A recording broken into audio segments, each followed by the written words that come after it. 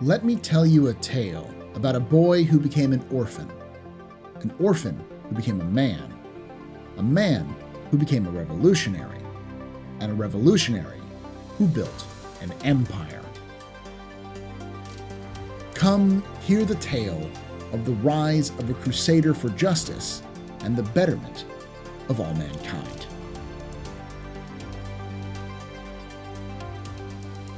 My name is Paul Shelley, and welcome to The AstroHistorian. This is a series where I talk about all things sci-fi and space lore. Today will be the first in a short series of videos discussing the rise of August Dunlow and the eventual fall of his legacy, Crusader Industries. Before I get started, I'd like to thank y'all for watching these videos. I can't do this without your support, and it means a lot that you choose to watch this video today. If this isn't your first time here, be sure to hit that subscribe button, and if you want to hear all the parts of this tragic tale, make sure you hit that bell icon as well to be notified when these videos come out. Now, let's start with understanding who August Dunlow was and his history. Angeli in the Crusader system is the first extrasolar planet humanity terraformed and settled. It is home to the oldest human settlements outside of the Sol system, and as such is well developed with a lot of history. The system was named after the first person to navigate a jump point and return, Nick Crusader. However, another famous figure is also closely linked to Crusader, one almost equally famous for his impact on human society. Born in 2770, August Dunlow had a mostly normal childhood. His parents had afforded him a decent education, and by the time he was 11, he had been selected as one of the high achievers in his school. As a result, on August 12, 2781, young August was selected to be some of the few of his class to be in the front of a throng of onlookers along a parade route, waving a small UEE flag as Imperator Ulysses Mezer, also known as Mezer X, drove by to inaugurate his latest experiment. Ulysses had inherited a crumbling empire from his uncle Gaylor, who himself had to salvage a disastrous series of losses from the Vandal. This was after his brother Samuel had ignored the Vandal threat and focused on terrorizing the population into submission. Gaylor had sought to revitalize the population through construction programs, and as Ulysses was Gaylor's high secretary, he was the man in charge of ensuring everything went smoothly. As a result, when Ulysses took the throne, he also felt that new construction was important. However, unlike his uncle, who believed in smaller projects, Ulysses believed that the only way to improve public morale was grand architecture. So on August 12, 2781, Ulysses was on Angeli to commemorate the crowning achievement of this endeavor, Kanos Stadium. However, what he didn't know was that this was also to be his downfall.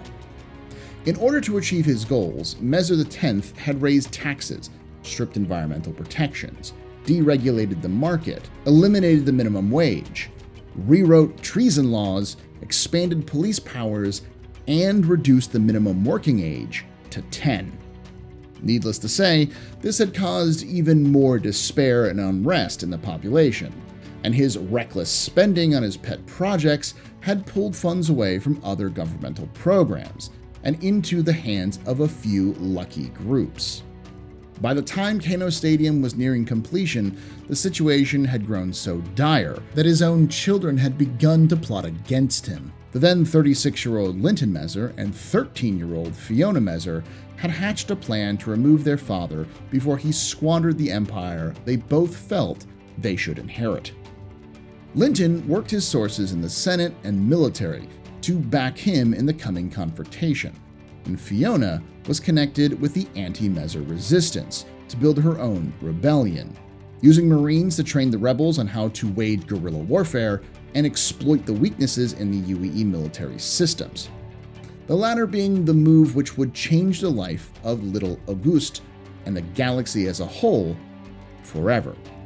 As the little Dunlow finished waving his flag at the passing Imperator's vehicle and watched it creep towards the stadium, he had the perfect view of the explosion. Fiona's rebels had infiltrated the stadium with explosives and detonated them. Many of the local residents had been forced to attend the grand opening ceremony, so when the stadium exploded, an untold number of innocent bystanders were injured or killed. The blast would also claim the life of August Dunlow's mother and gravely wound his father. It did not stop there, though.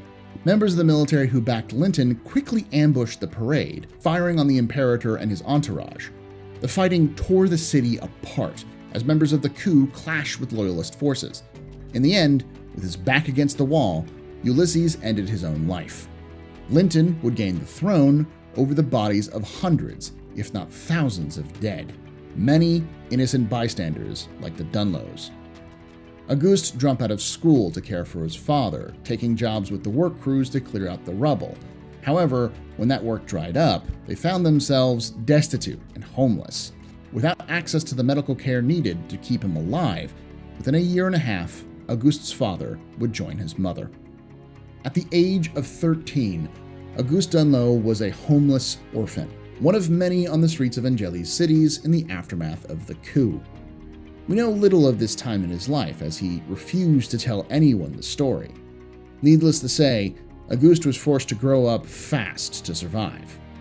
That would be where the story ended, if it weren't for a non-profit youth homeless shelter named Angeli's Angels. With their help, he got off the streets and finished his education. He then made his way to the University of Angeli on a scholarship, where he double majored in business and political science. This is where we first see a twin fire burning inside the young Dunlow, one for success and one for justice. We know he was always driven to succeed and had a natural talent for business. This wasn't for profit or personal glory, however. Dunlow wanted to succeed to turn around and help others get out of their own bad times, giving most of what he had earned through work to charities. We also know for certain that he hated the Mezers, not just for what they did to him and his family, but how they treated the lives of others so casually for their own schemes of power. While in university, he joined the open anti-Mezer movement, putting his ideals into action. His charisma caused others to join the cause, and soon the movement in Angeli was growing, almost exclusively because of his actions. He was quickly becoming the leader of the movement, which meant his public profile was becoming large and noticeable. This all came to a head when one day he was set to take a transport to attend a massive anti-Mezer summit on Terra, but an illness kept him from boarding the transport. As the transport was leaving the atmosphere, it exploded, killing everyone on board. The official statement was that this was a tragic accident. However, many saw this for what it likely was, an attempt by the advocacy to take out one of the largest leaders of the anti-Mezer movement. His fellow anti-Mezer activists were concerned for his life and convinced him to take the Revolutionary Road. Also known as the Bremen Beltway, this route was used extensively during the Mezer era to smuggle out anti-Mezer dissidents. It got its name from where it started, the wild system of Bremen. While technically controlled by the UEE, it was protected by the famous homegrown militia of the Bremen Defense Force. Because of their skill, the Mezers mostly let them manage their own security. However, many in the BDF were staunchly anti-Mezer themselves. So, they would work with local smugglers to help get radicals safely out of the hands of the advocacy. Smugglers would give these political dissidents sleeping pills and put them into cramped smugglers' crates before starting the journey from Bremen to Nix, where the People's Alliance of Levski would help with refueling and escorts when they could. From there, they would travel to Tohill, where crates were swapped with their Xi'an equivalents in what became known as the Tohill Trampoline, because of the often unstable floating botanical mats where the handoffs would occur. From there, the Xi'an smugglers would wake the passenger, as it was deemed safe, before finishing the journey. While technically they still had to sneak by the lackluster defenses of the UEE Periline system of Luawo. In practice, the UEE only monitored for large fleets in the system, so the Xi'an consistently slipped through the sensor nets. Dunlow would eventually talk about his time down the Bremen Beltway. describing how nervous he was as he felt the noose of the advocacy tightening around him, while also unsure if he could trust the smuggler tasked with getting him to safety. He took his pill and climbed into the cramped crate. When he woke up, a Xian was shaking him awake. It was the first time he had ever met a Xian, so in a moment, all of the anxiety escaped in a scream, before breaking down and crying with the realization that he was finally safe. Dunlow ended up, like most of these political outcasts, in a Xian pirate space station in the Ayaluth system. And yes, I did say pirate. This might be confusing, because Xian pirates aren't the same as human ones. Xian pirates are officially sanctioned by the Xian government, called the Yuatonwita, or effectively criminal houses. They function as sanctioned criminal syndicates and get permission from the royal house to operate their criminal enterprises. In return, the imperial household expects them to manage and police the unsanctioned criminals of the empire. Ayaluth had many stations given to the Yuatonwita. Because of its placement near the UEE border, it became an end system for the Bremen Beltway. Also, because of their status as pirates, the Xian could easily blame these activities on them if they were ever caught, giving them a bit of cover. While on this station, Dunlow would have access to other radicals, and even news updates from remote spectrum terminals. It was on one of these stations where he first learned of the failure of the Akari-Cray peace treaty, the massacre of Garen II, and the Tide.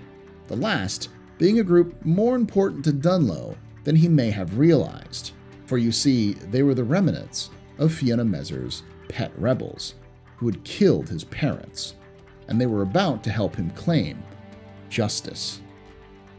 After seizing power for himself, Linton ordered all of Fiona's rebel groups to be hunted down, as they were too much of a risk with their knowledge of the inner workings of many military systems and training in asymmetrical warfare. What Linton didn't know was that Fiona had hidden a few of these groups away from her brother, keeping them safe to use against Linton when the time was right. Unfortunately for her, she did not calculate on them going rogue before she was ready. The group renamed themselves the Tide and managed to get a hold of footage from Garen II. You see, when Garen II was discovered, it was found to have sapient life that had developed to a Neolithic level of technology and society. Linton Mezer had declared the system off limits and allowed scientists to study the culture and species in detail as a bid to boost popularity. Over time, public interest waned, and so did the promises of Linton, especially when it turned out that Garen II was filled with valuable resources. Linton sold the rights to terraform this planet to a company owned by his cousin, who immediately started touring the planet with executives to show off resources in plain view of these natives. When the lead scientist complained to Linton directly, he was blackbagged and sent to a political prison. As a result, the science team seemingly stepped aside to allow the terraforming process. They watched in horror as their cameras captured the entire species choking to death in the new atmosphere. It's at this point where we have speculation.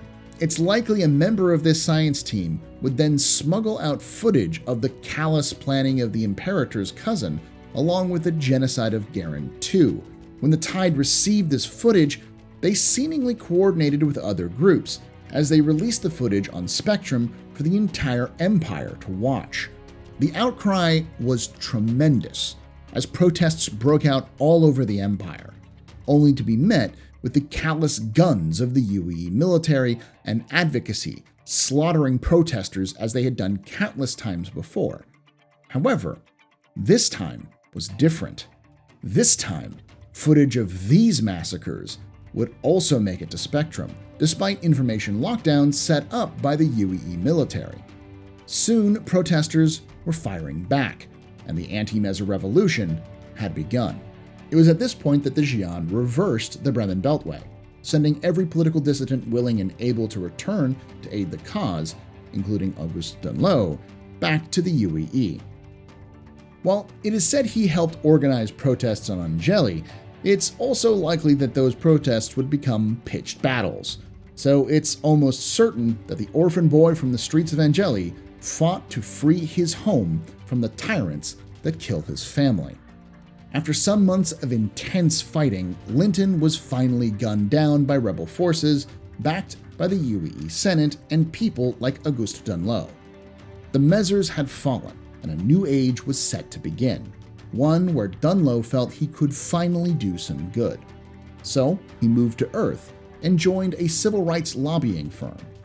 And there he was slowly ground down, as he came to realize that the change he wanted couldn't happen. He knew he couldn't make the sweeping changes he wanted without the money to pay for the votes. So he would leave politics, but with the lessons he would need to truly make the difference he hoped for. While working in politics, he came to understand that the new UEE was actively seeking to distance themselves from ship manufacturers with close ties to the former Measure regime.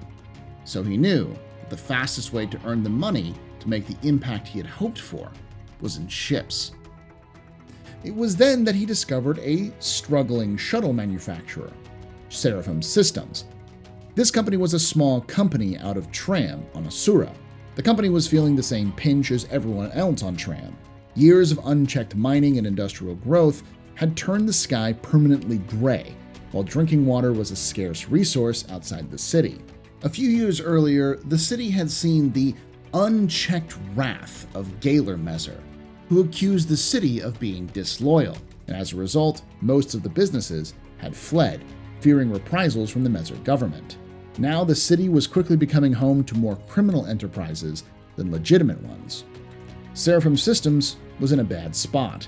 They made excellent shuttles, but their attention to detail meant they were too slow to keep up with demand, and they were losing business fast. Their location in Tram meant that few investors were willing to step in to help them pick up the shortfall. Dunlow knew if he could get investors, he would be able to pick up the slack of production and get government assistance using his connections, as politically it was advantageous for the new UEE to help a company out on a planet wronged by the Measures. Dunlow made a business plan, courted investors, and offered to buy a majority in Seraphim Systems. However, the board of directors rallied around CEO Jenna Malone and rejected the offer. This surprised Dunlow, who sat down to negotiate further with Malone to find out the reason for the stubborn defiance. During the negotiations, he discovered that Malone, like the CEOs before her, was dead set on keeping the name Seraphim, as the company had always been run as an overtly religious organization. The name was key to that identity. The word seraphim is a name for a type of angel in the Abrahamic religions of Earth. While it isn't clear which religion Seraphim Systems was tied to, the results of these discussions between Dunlow and Malone points to a version of Christianity. This is important because it is one of the few overt mentions of religion in human society outside of the Church of the Traveler. Dunlow would then spend a weekend with Malone and her family to discuss his plans to use the company to enact positive change.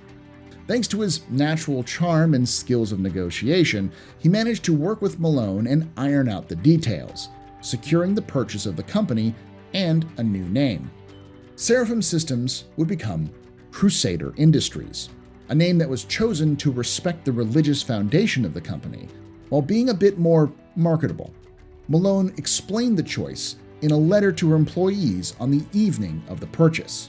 Our new name, Crusader Industries, should be considered a commitment by the company, not only to innovate and stay on the forefront of our field, but to vigorously advocate for what is morally right across this planet, system, and even the Empire. By 2799, the company officially incorporated, with Dunlow replacing Malone as CEO. He deployed the seed money he had raised before the sale and used his connections in the Senate to get government contracts by 2801. That year saw the first major profits for the company, and also began the tradition which continues to this very day. A significant amount of the profits were earmarked for charitable causes. As the company steadily grew, Dunlow became impatient. He was seeing success with Crusader's early shuttles, the modern versions of which can be seen working as public transport on the company's HQ of Orison. But Dunlow needed more money to make the impact he wished to make. He knew to do that he would need to move beyond government contracts and into the private sector.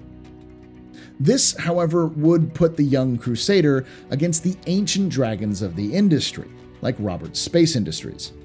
He knew that if they were to make that leap, he'd need something new and fresh to really make their mark. Eventually, this idea would bear fruit, but the seed of this new venture would come from an unlikely place. The early 29th century was a rough time for the UEE. Much of the shipping companies that operated under the Measures were falling apart due to the death of so many ship manufacturers with close ties to the old dictatorial regime. This caused delays in shipping and in more than one instance threatened the lives of entire planets. Crusader was no different, with these delays hampering the delivery of their shuttles to market. Axel Adamson, Crusader's warehouse manager, was with Dunlow on a conference call addressing production delays caused by overdue shipments. During the call, Adamson exclaimed, "If we had our own fleet, I guarantee this would not happen." While discussing the cost of buying their own fleet, Dunlow realized that there was a need for large cargo ships on the market. As he would later remark, he came to the conclusion that if they could make shuttles, why couldn't they make larger ships? Dunlow drew up a business plan to present to the board and try and convince them of the idea's viability. Even with his silver tongue, he only managed to barely get a majority vote after a year of discussion and debate. He became convinced that this new interplanetary crafts division was the key to the future of Crusader, and spared no expense in recruiting the best and brightest engineers and designers he could get his hands on, offering them significant pay increases and stock options to get them to sign on. The results would pay out dividends, as by 2812, Crusader's large carrier ship would roll off production lines. Named the Jupiter, this massive capital ship was ostensibly a carrier, built to carry their shuttles to market. However, when delivering its cargo, the ship got a lot of attention from the freight ship-deprived companies of the UAE, who quickly requested Jupiters of their own. It helped that the Jupiter was the first ship to be recognized for what would become the staple of all Crusader ships going forward: rugged dependability and ease of repair. All Crusader ships are tough, built to stand up to insane challenges, while also being relatively simple to repair and maintain. This has made them the favorites of the government and civilian worlds alike for years, all starting with the development of the Jupiter. It was at this point that Crusader Industries sealed their future, with Dunlow investing the profits from the Jupiter into new production facilities all over the Empire to keep up with demand. With their interplanetary division becoming the major moneymaker for the company, Crusader doubled down on their shipbuilding. This is where a new face enters the picture: a young ship designer and recent graduate student who had been with the company, likely since its founding, Kelly Kaplan. Kaplan would be instrumental in the second ship created by Crusader Industries, and likely the first starliner built in the post-Measure era, the Saturn. While we don't know a lot about the Saturn, what's important about it is that Kelly Kaplan was part of the design team. Her role in its creation would lay the foundation for the company's future. As Dunlow was so impressed, he would promote her to lead designer of their next generation starliner, one that would come to define the company to this very day and secure her place in the future of Crusader Industries. I hope you enjoyed the first part of this in-depth look at Crusader Industries. Be sure to stay up to date with future installments, including the creation of the Genesis, Hercules, Mercury, and Ares, and their purchase of Stanton II, by subscribing to the channel. I'd like to thank you for watching, and I'd like to thank those on screen now who support me on Patreon to keep this content going. I'm currently trying to raise enough to hire an editor who can help me increase the quality and quantity of videos coming, including a timed Patreon exclusive where I cover the entire history of the Star Citizen universe. If that sounds like something you'd enjoy, think about joining my patrons for as little as $5 a month. For now, let me know what you think of the story of August Dunlow and Crusader Industries in the comments below. And as always, remember, ex historia ad astra.